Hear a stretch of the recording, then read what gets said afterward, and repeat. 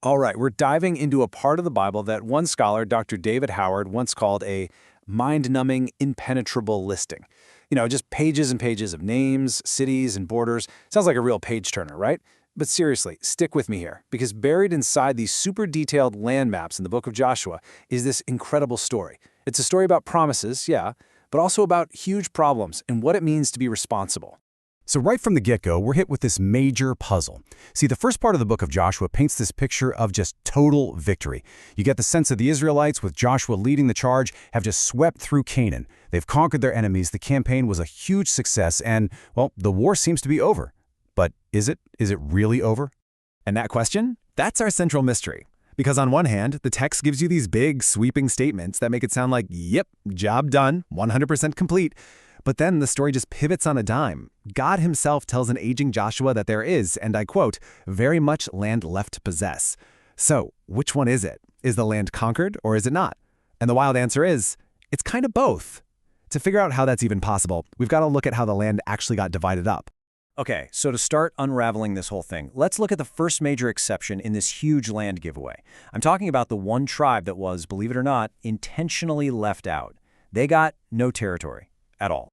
Yeah, the text is crystal clear about this. While all the other tribes are getting their piece of the pie, their slice of the promised land, the Levites, nope, they're explicitly left out. And at first glance, you'd think, wow, they really got the short end of the stick here. But see, their inheritance wasn't about land. It was about something else entirely. It was about access. Their inheritance was spiritual. They were the ones trusted with the priesthood, serving right at the very heart of the nation's life and worship.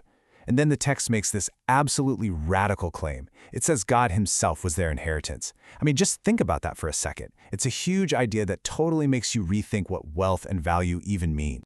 So we go from the one tribe that got no land to the tribes that got the absolute lion's share, Judah and Joseph.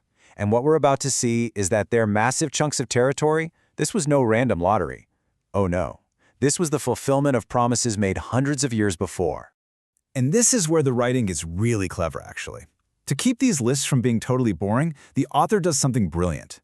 Instead of just saying the border was here, they use all these different action words in Hebrew for how the boundary line goes out, turns, and runs. Dr. Howard has this great analogy for it. He says it's like watching someone draw on an Etch-a-Sketch. You can almost see the line appearing in real time. It's this cool literary trick to make these ancient, dusty maps just pop off the page. So here's the bottom line. The two tribes that get the most land and the most detailed descriptions are Judah and Joseph. And you have to ask, why them? Well, it all goes back hundreds of years to their ancestor Jacob. He gave them the most significant blessings. He promised that Judah's line would produce kings and that Joseph's sons would become these powerhouse tribes up in the north. So what looks like a simple land survey is actually something way deeper. It's the careful, meticulous fulfillment of an ancient, long-term plan. But the story doesn't just hang out at this high-level, 30,000-foot view of big tribes and territories. Nope, the camera zooms right in, down to the ground level, to show us that God's plan is also about individuals. And what's really cool is, we get two stories put right next to each other that show two totally different attitudes about getting what you're promised. So on one side, you have this amazing story of real faith and courage. And on the other side, well, you get this almost funny story of whining and complaining. It's just a brilliant contrast. Okay, let's take that first story. You've got these 5 sisters, the daughters of a man named Zelophehad. Now, they were in a really tough spot because they didn't have any brothers, which meant, according to the rules at the time, they were about to lose their family's land inheritance. But they don't just accept it. They boldly go right to Moses, they state their case, and get this, God himself sides with them, creating a whole new rule. And now, here in Joshua, all these chapters later, we see that promise being faithfully kept. The system actually bends for them. It's just an incredible example of how God's promises aren't just for big groups of people, they're for individuals too. And then you get the complete opposite. You've got the super powerful tribes of Joseph. They march up to Joshua and complain that their massive chunk of land, well, it's just not big enough for them. And Joshua's response is just perfect. He doesn't pat them on the back. He basically says, oh, you're big, powerful people, are you? Great. See that forest up on the hill? The one still full of Canaanites? Go clear it. Go drive them out. The land is yours for the taking if you're willing to do the work. He completely puts the ball back in their court and tells them to take some responsibility. And that response, right there, brings us full circle back to our original question. How can the conquest be finished and unfinished at the same time?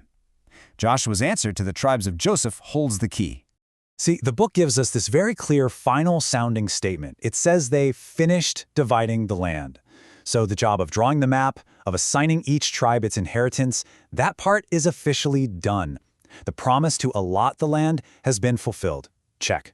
But, and this is the huge twist, the author keeps dropping in these little details that are easy to miss, little notes about failures, like how Judah couldn't drive the Jebusites out of Jerusalem, or how other tribes didn't manage to kick out the Canaanites in their own backyards. Now, these aren't just random details. Dr. Howard calls them ticking time bombs, because the map might be drawn, but the situation on the ground is still super messy and incomplete. The inheritance has been given, but actually possessing it, that's a whole other story. And all these unresolved problems perfectly set the stage for the chaos and conflict we're going to see in the very next book of the Bible, the book of Judges. So in the end, the story hidden in this supposedly mind-numbing map leaves us with this really powerful idea to chew on. It seems to be saying that receiving a promise, getting an inheritance, well, that's just step one. Taking full possession of it, clearing the forest, dealing with the leftover challenges, that takes ongoing work. It takes faith and courage and a whole lot of responsibility. It leaves you wondering, when a promise is fulfilled, does that mean the work is over? Or is that when the real work is just beginning?